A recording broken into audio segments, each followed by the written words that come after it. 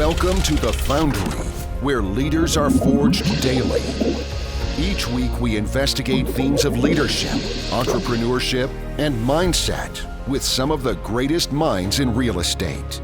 And now, the data scientist of real estate, George Roberts.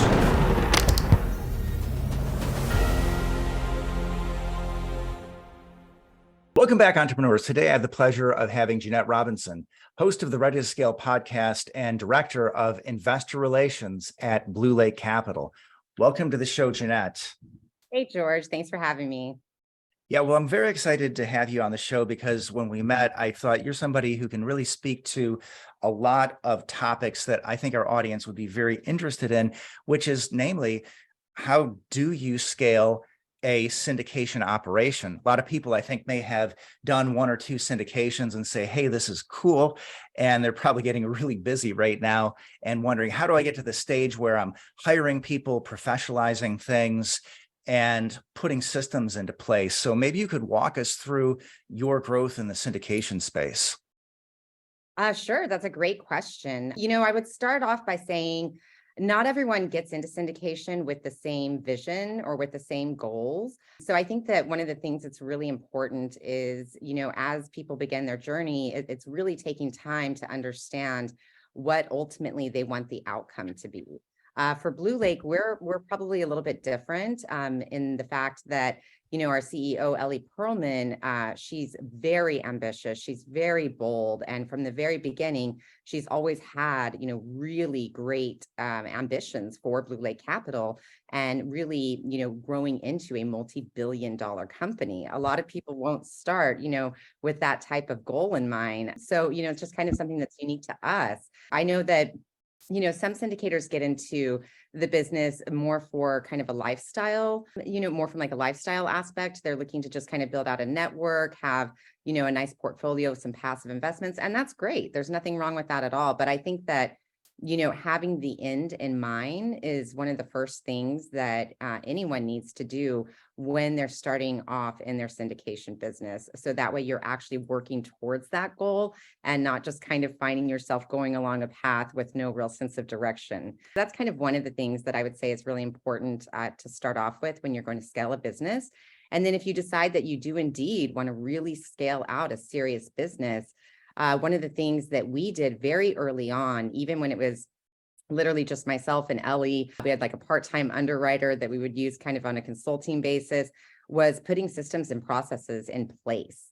And Ellie did that, which was very, very smart, very wise of her at the time, because once your business is really moving and you've got, a number of assets, you have a lot of investors, that is not the time to figure out how to establish, certain processes and systems. And you need to have all of that really put into place first. So the key is you really build the business as a serious business right from the get-go. And then you're able to operate a lot more smoothly along the way as you literally become busier with business. Yeah, all great advice there. Begin with the end in mind. And I think a lot of people don't really begin with the end in mind. The idea is to close on a property, right? And then figure out how to operate it. So can you give us an example, like maybe a system that you put in place that really made a difference and got you moving forward, or prevented a stumble, or something that got you over a stumble? Sure, definitely. One of the things too that needs to be said is it's really a startup, right? And it's hard to scale a startup. And Yes. typically people are kind of strapped. You have a very limited operating budget. It's not easy by any stretch of the imagination. So we utilized a number of free resources in the early years, like most startups do. So we started off with Dropbox, and Airtable is actually still a tool that we use even to this day. If you've never used Airtable, I can't recommend it enough. It's basically, everything Excel wishes it could be almost. Yeah. It's essentially a project management and spreadsheet tool, but you can, collaborate on it. You can tag teammates on it. It allows for processes to move very smoothly and in an automated fashion where, if you've been tagged or assigned, to a task, or it's the next phase of a project, because you're automatically being notified, things like that. So it makes communication a lot easier and just keeps things really streamlined. So I think taking advantage of low cost or free tools when you're first starting out is very helpful. Finding, different platforms that can integrate together is also really helpful. I can definitely say that, the growing pains along the way are when you outgrow one type of platform and you have to move to another. That can be a little challenging. So if you can find ways to automate and integrate, the platforms that you're using, a lot of the free ones do. It's well worth the time and the effort. Yeah, great. I used a lot of Zaps from Zapier, et cetera, to put things together. It's pretty amazing the sort of things that you can do today that are free or just almost free because of so much technology. Yeah, absolutely. And along those lines, very specific to scaling, when it comes to raising capital and building out your investor network, that is definitely one area that I highly recommend you take advantage of automations as much as possible. One of the things that we did early on, and many, many people do it now, but, back when we started doing it, it wasn't quite as common, is, having a new investor form on your website. It's very simple, but it's a great way to be actively capturing, interested potential investors, capturing those leads, rather than trying to go around and chase capital. I think that that's one, really critical component that anyone is going to need to effectively scale, is you've got to be able to capture your leads well, and you've got to make that a streamlined, easy, convenient process for people in order to really start building out your network so that you can scale. Great. And I think that could just dovetail into your podcast. So I know you and Ellie have taken turns as being the host of the Ready to Scale podcast. What are some of the tips and tricks to make sure that when you do launch the podcast, that it's something that really monetizes, drives business, and moves the needle? Well, again, I think it's starting with the end in mind, right? So if you're just kind of playing around with your podcast or kind of experimenting with it, that's not really going to be the time and place that you want to, quote, launch it. So again, it's about really having an end game in mind and having an actual strategy in place before you actually start to launch your podcast. So that way, again, you're working towards that goal. That's one thing that I would say is very important. Another thing too is the perception of how you view your own show and how seriously you take your own show. It's been interesting, but occasionally I get random emails or LinkedIn messages from people, giving us accolades for how professionally we try to produce the podcast. So it's about, investing into it and, caring about the quality of your microphone and your lighting and, things along those lines. Now we've been able to kind of grow out to the level where we even have a producer that works with us on it, which is exciting. And, it's neat to see kind of that development and growth along the way. But I think it's about, really respecting your own efforts and your business and your audience and really trying to deliver the highest quality show that you can. Yeah, outstanding. And I do see you're doing a lot. I see you out at conferences too. You're recording shorts. I think that also goes out through your podcast, but I know it definitely goes out through your YouTube channel. Things like figuring out how to reclassify your property from being in a flood zone to outside, et cetera. So great that you're able to do all those things. And would have to say, as a podcaster myself, would definitely second the idea of taking your time seriously and valuing that and making sure, well, actually, I want to say you and Ellie both have great voices. I think you do your own voiceover, and that's great at the beginning. I don't have quite as much confidence in my voice. I did have a professional voiceover done, but you have to have those things done, the professional graphics, the voiceover, and the graphics behind, et cetera. Yeah, it takes money, but again, you got to consider how much time you're putting into it and really respect that. So hopefully new podcasters, future podcasters are out there listening. Make sure that you know what your podcast is all about, because I don't know if we necessarily need another syndication podcast, et cetera, et cetera. So we focus on things like entrepreneurship, leadership, and mindset here. So that's why you are a perfect candidate for this. I know when you approached me and when we met, I thought, this is somebody I definitely have a lot of questions for about scaling. Obviously, something you spent a lot of time thinking about. Now, as director of investor relations, and also through your podcast, I see and I've learned a lot about what you are doing for your investors, which in many cases, I would say is rare, if not unique. So you do offer a wealth multiplier calculator. So people that have 5, 6, 10 syndications, as I understand, you can just go to your website and ask to download this, given some basic information, and basically you're off to the races. You figure out just how quickly you are accumulating wealth, make sure that you're getting your actual pref return, et cetera. Yeah, absolutely. I mean, at the end of the day, the reality is that we're all doing this for the same reasons. We're all looking to grow our wealth. We're all trying to, work towards financial goals. So, if we're able to help make that journey easier for our investors, even if it's not necessarily all of our deals that are going to be on that spreadsheet, why wouldn't we do that? This is a team effort, and we're all trying to do the same thing. We're going to get a lot further if we have, a kind attitude towards one another than, the opposite. Well, absolutely. Obviously, you want to create value for people if you want to have those long-term relationships and be successful in this business.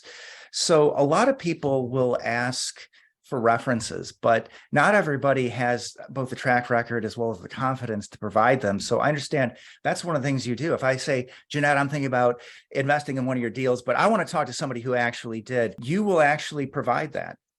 Yeah, absolutely. And I actually encourage people to ask for them. I offer them sometimes if they don't, because, it's really easy to listen to someone's, elevator pitch, right? Everybody Right. can make their company sound great. Everyone can make their deals sound great, and it's hard, especially in this industry for especially, newer investors to really know who can they trust, where is their money going to be safe? Where is it going to grow? So, to me, the best way that we can build that confidence in, potential new investors is, letting them be able to speak to our active investors. I mean, it's a lot easier to build credibility when you have people besides yourself, kind of blowing your horn, right?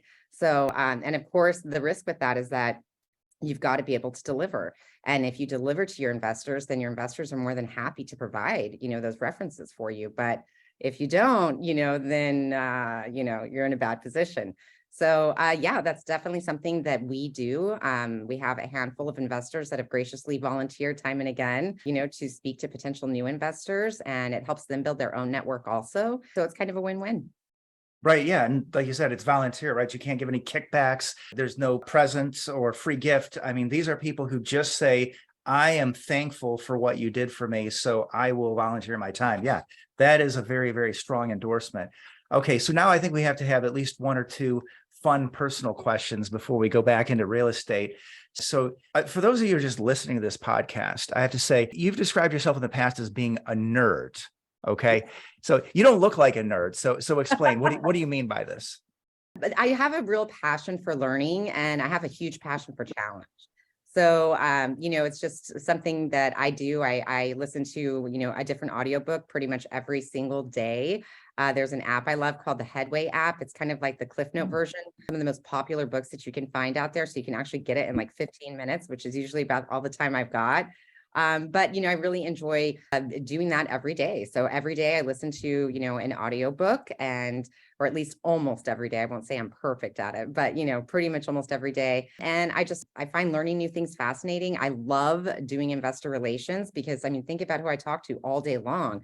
These are all incredibly successful people, business owners, full-time real estate investors, just there's so many incredibly intelligent and successful people I get to talk to every day. All of my conversations are pretty much fascinating, and there's always a little piece of gold that I can pick up along the way in every one of them. I consider it, really exciting because it's like I literally don't stop learning. Wow. Well, talk about talking to exciting people. That's why I do this podcast, because I learn so much. That is the real value to me. And if you ever see me looking down, if you're watching the YouTube version, I'm telling you, I got to take notes. I'm looking up Headway. I've been using Blinkist, and that has a similar approach, 15 minutes usually about, and it'll give you the cliff notes on books that I haven't read, books that I might have read 10 years ago and forgot the main points. Wow. So I think that may explain the next question I was going to ask. I heard you read 176 books in 2022. So Headway helps. Exactly. All right. Awesome. Well, let's talk a little bit more about syndication and about real estate. So what sort of deals are you seeking? And I understand you're not really on the acquisition side, but of course, in investor relations, you were sort of the bridge. You're the bridge to the acquisitions and to the deals.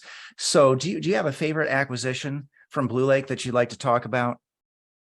A favorite? That's kind of hard. I'm waiting to see, Some of them go full cycle to see, which one turns out to be my bigger favorite than another. But I am really excited about the deal that we most recently exited.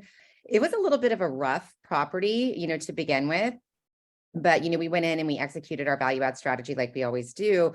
And it was just one of those deals, that honestly you get to walk away from like, woo, high fives, all around, because we were able to exit at 45% net IRR for investors. Nice. Actually a little bit more than that, but that's the safe round number that I can say is for sure accurate. So, it was a huge win. It was a very good deal. And it's great, when you have those success stories with your investors. And thankfully we were able to, line up a 1031 exchange and immediately, roll into the next investment. And it's really creating that type of rhythm for investors that's so important for that actual wealth creation, because it's great to do great in one deal, but doing great in one deal is not going to build you the kind of wealth that you need or that you might be aiming for. You need to do it over and over and over. And so it's really being able to take investors through that repeated process over and over again that I actually get a lot of fulfillment from, because that's when I know not only did we do great on that deal, but that we've been able to position them to keep adding to that momentum and keep moving closer towards their goals. Well, that's a great story and great numbers, by the way.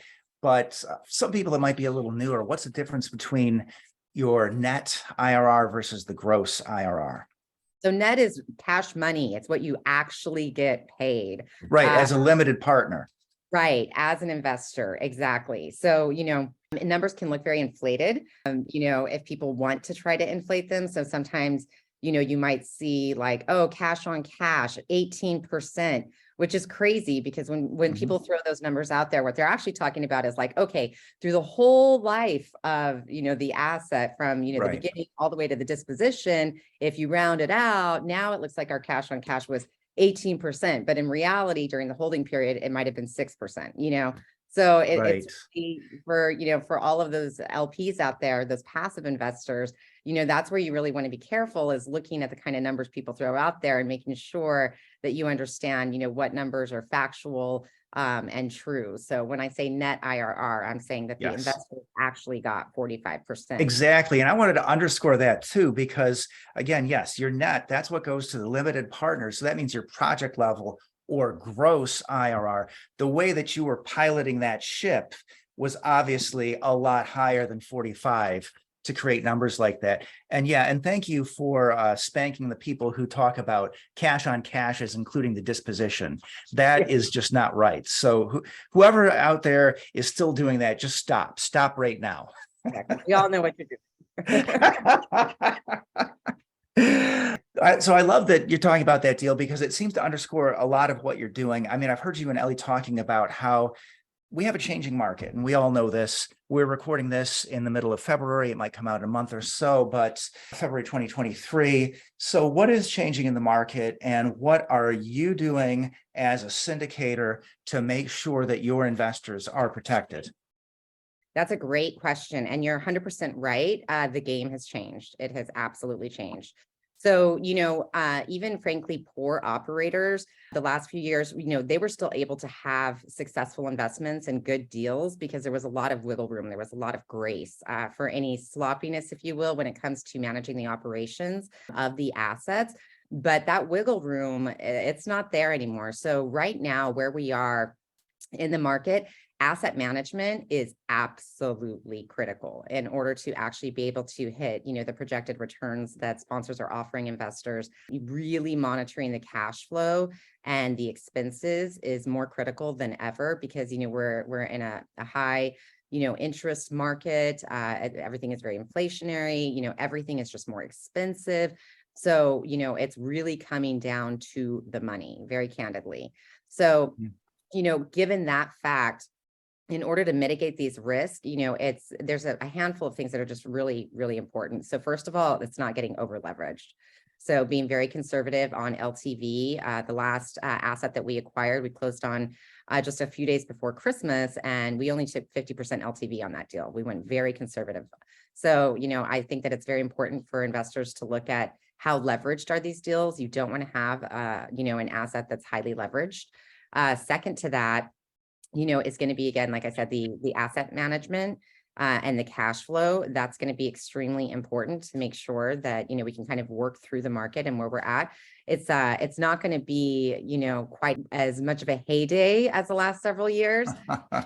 And that's okay, because I mean, we all understand that this is how real estate operates, right? It has various cycles. So understanding that and being patient and remembering, especially when it comes to multifamily investing, that it's a long game. The biggest of your returns are obviously going to come, at the end of the business plan when you are, selling or refinancing or whatever you may be doing. And so, it's about being patient. And I think that it's important for investors to also, realize that, that patience is definitely part of the strategy right now. We basically need to wait out some of these market conditions while we keep pushing through. And then the last thing is to recognize too, that there's actually a lot of opportunity. So I think it's really important for people to know that just because the market is tough doesn't mean it's bad. That is not the same thing at all. So there's a lot of opportunity out there because there are going to be distressed assets. There are going to be fire sales. And I would caution, be careful. We were looking at a deal last week that one of our analysts was super excited about. And I mean, it looks so nice. It was such a gorgeous property. The price point wasn't, anything that we were really, too shocked at. And we were pretty excited about it for a hot minute, but it almost looks too good to be true. And if it does look too good to be true, triple check, quadruple check, right. dig. Because, ultimately we ended up finding out that even though the area itself is pretty nice, that one kind of particular little niche or sub market in that area actually had quite a bit of violent crime. Yeah. And that was why most likely, I assume it was on the market, so it's being very cautious too. I recognize that there's a lot of opportunity out there, but also be careful about which ones you're going to pick up. Wow, a lot in there that I'd love to talk about. So first, I want to draw a line between two things you said. You mentioned that it's about being patient right now, and it's also about having your finances in order. So are you pursuing different financing on these properties that helps you to be a little bit more patient when you need to be?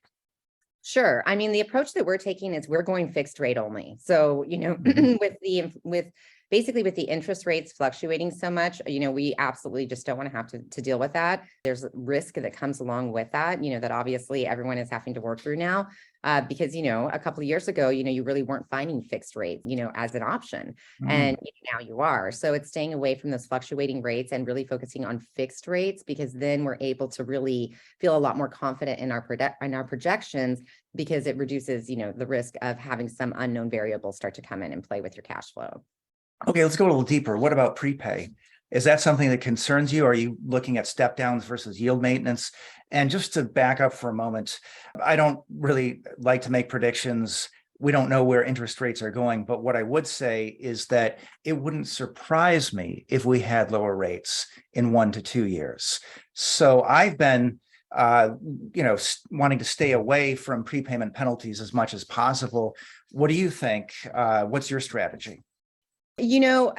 Sometimes if the numbers make sense, it actually can be worth the prepayment, in our opinion. Yeah. If the numbers make sense, you know what I mean? So would we rather, kind of stay away from them?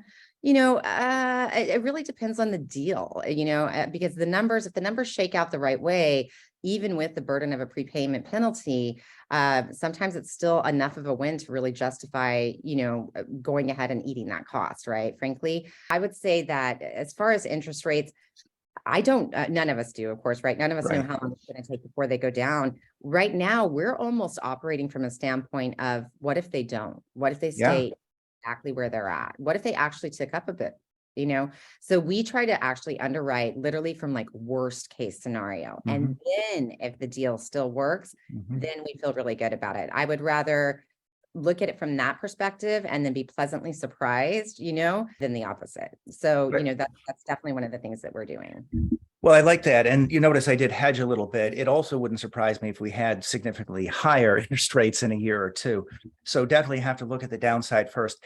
And when I say I don't like to make predictions, I say that as somebody who made predictions for a living. So I was formerly an award-winning data scientist and bioscientist. But I understand just how hard it is to make strong predictions. It's not easy. So yeah, great work.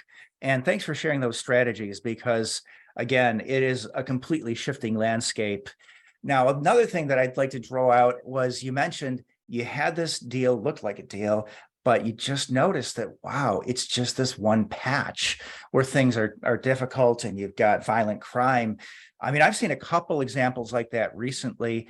I have one purchase where you really can't use comps even from, 3 or 4 minutes away. I mean, it's like literally one of those proverbial other side of the railroad tracks things. And we have boots on the ground. We knew and we know exactly what's going on, but you can use analytics for that too. Things like city-data.com, Neighborhood Scout.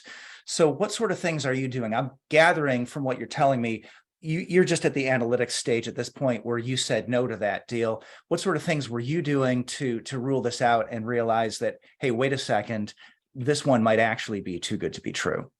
Which it was, unfortunately. So the data nerd and you will love this. So we actually use a software called Axiometrics. Oh, yeah. And it's amazing. I mean, it really is. So what it's able to do is it's able to actually spit out a tremendous amount of data for us based not only on the market level, the sub-market level, but even down to the property level. And believe it or not, there's even tenant demographics that it's able to actually pull from, which is just fascinating. And so it's utilizing tools like this that help us to catch those indicators, those red flags that might otherwise, be missed. And this is where, frankly, advanced technology really comes into play with real estate investing, because without having access to some of this type of software that, can compute such massive amounts of data so quickly for us, this is something that we might have missed otherwise. But this is where I would say that, for all those fintech lovers out there, this is where it really does start to make a difference, and being able to have tools like this to incorporate them in our due diligence, in our deal evaluation, and even in our underwriting. So we actually get our projections from this data, and then we usually tweak it down just a little bit further, just to still be conservative. But, it's very helpful rather than just trying to guess.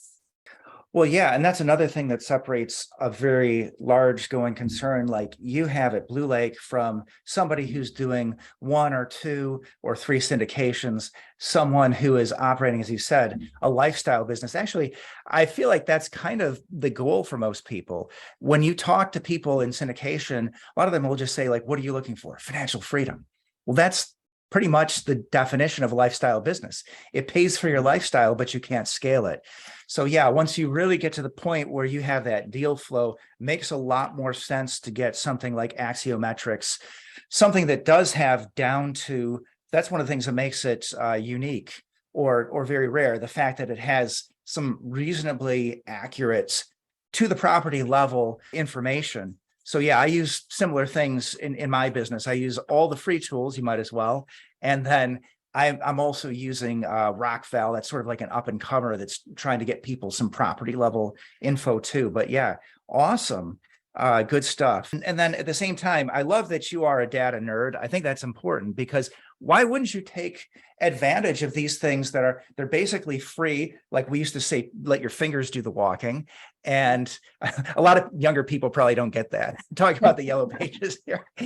And why wouldn't you do that before, you didn't even have to buy a plane ticket to say, hey, wait a second, this deal, I just don't think that's going to work.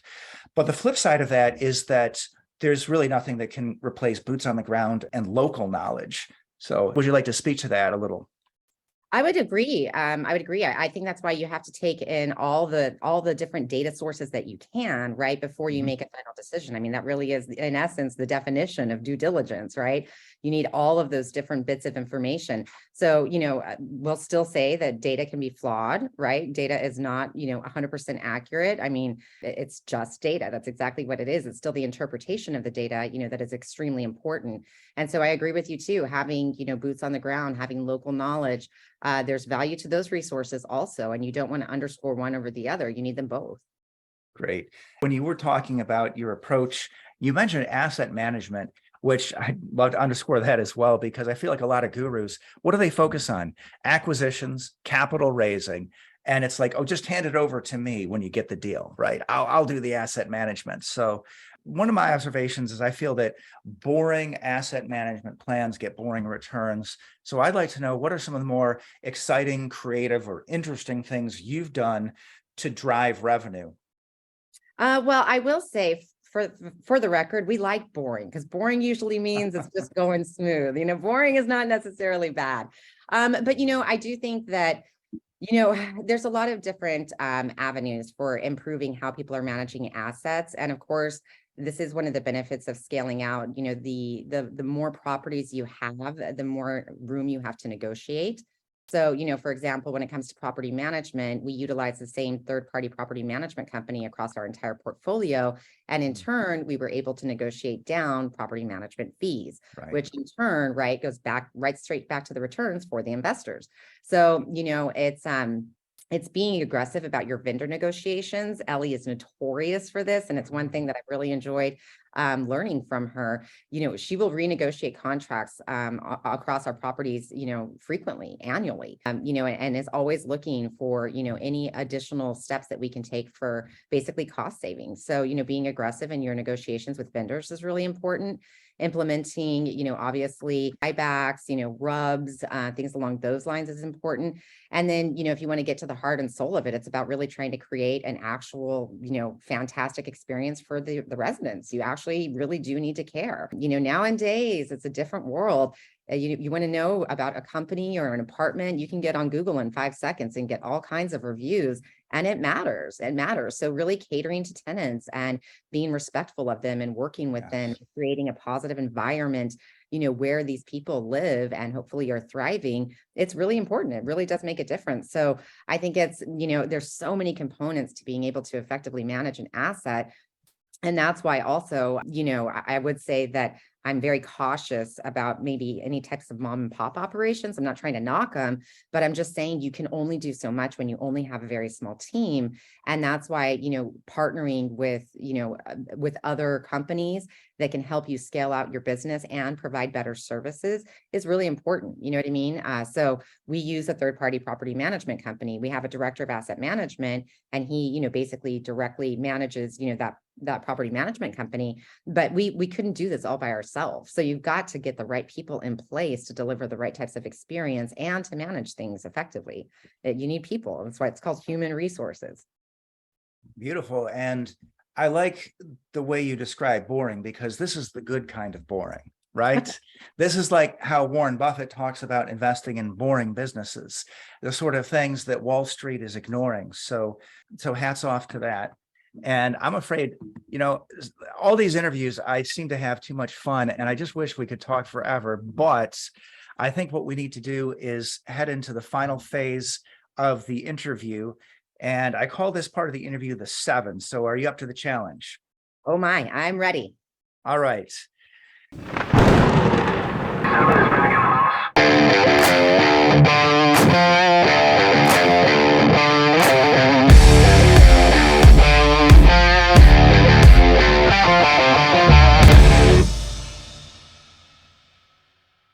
If you could be known for only one thing, what would it be? That's a great question. Breaking glass ceilings. Okay. All right.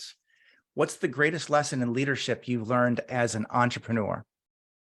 The greatest lesson I've learned in leadership, I would say very much so, is, and this is kind of risky to say it almost, but it is actually to lead with passion. It's to put your heart into it. What personal characteristic has been most pivotal to your success? It's funny. I was expelled from private Christian school when I was in 5th grade, and they sent home a letter to my parents saying that I displayed a spirit of rebellion and I was not invited back. But time and time again, I think that spirit of rebellion was really more the entrepreneurial spirit. It was the willingness to see things the way they are, but then be able to actually see beyond them and how you can move them and shape them in new ways and in new places. And I think that actually has turned out to serve me very well again and again and again throughout the course of my career and even my private life. It's, it's not being afraid to kind of move past the status quo and create better. I know a lot of rebel capitalists, Jeannette. I'm proud to know you as well. So I've got to ask at least one out of left field question. So I've got my random question cards here. Just tell me when to stop cutting the deck. All right. Stop. What would you most like to learn how to do on a computer? Oh, on a computer. Mm, I'd like to learn how to actually build one, like physically, mechanically. All right, you like those gamers come out with some really fancy thing that has I think that'd be fun. Yeah, I would be down for that challenge. name a book that's helped to forge you as a leader and as an entrepreneur, and why. Mm. I actually really like The Secrets of the Millionaire Mindset. There was one particular paragraph that has resonated with me for a long time that helped me to really understand the difference between a limited mindset and a growth mindset. And it was talking about, in the game of money. And basically the quote is actually up on my whiteboard here, says basically a limited mindset plays not to lose and a growth mindset plays to win. And it's really the difference between having the courage to either, play offense or play defense. So, if you're, coming into a significant, capital event and you have a huge return, what are you going to do with that money? There's part of me that's like, I just want to save it because I like to know it's here and I just want to put it right there. It makes me feel better, but the reality is that if your money isn't making money, then you're really not managing your money very efficiently. And so, it's learning to shift your mind and recognize, that yes, there's some risk associated with the things that you're doing with your finances, but in order to achieve all of the reasons behind you care about whatever that amount of money is, you need to have the courage, to shift your mindset and move from being, in a defensive stance to offensive stance. And I think that can apply, across the board to a lot of things way beyond money. Could you describe a failure or misstep and what it taught you? Ooh, yeah, actually I can. And this is kind of leaning into my own professional background. So I was part of a startup company for about 3.5 years before I actually ended up partnering with Ellie down the road later and coming to work for her. And it was great. I loved it. And we actually had the strangest of challenges. So there was myself and 2 other business partners that did this. And ultimately, I hate to say it, but one of the partners turned out definitely not to be who we thought he was. And we actually were a technology-based company. So he literally kind of disappeared literally overnight with like all of our coding. We did not have, we didn't have some of the right records in place as far as like, we actually had an app that like at the time was on iTunes, but only his name was on it because we had never really gotten around to kind of putting all of our names on it, little things like that. So, I would say one of the most powerful lessons that I've learned is to be extremely careful with the partnerships that you establish with people. And always follow, the process, always follow the process of doing things. It's very easy to get into a partnership and everything seems great. And so you just don't write that down. You just don't bother to sign those docs, be very careful who you trust and be very careful who you align yourself with. That's great. And I feel like we could do a whole show just on startups. Yeah. But unfortunately, that's not what we were here to do today. Usually I ask to send us out with a quote, but I think that your last quote, that the limited mindset plays not to not lose and the growth mindset plays to win. I think that's got to be the quotes of the evening. And I'll just ask you one more question. Actually, here, I'll just show this. I want to say, I think it's just amazing how you stage your places. I got this off of YouTube. So if you're watching the video version, you can see a very nicely staged apartment, you and Ellie walking through it. So great work there. That's one of the things that makes a big difference when you have big apartments as opposed to small ones. Talk about scaling. You can afford to do things like stage it, and it makes a huge difference. So just as we wind up, how do we reach Jeanette Robinson and Blue Lake Capital? Oh, very easy. So feel free to email me. My email is Jeannette. It's JeanNette at bluelake-capital.com. All right. Thank you so much for taking the time to share your knowledge and experience with our audience, Jeanette. Yeah, thank you, George. I appreciate you having me.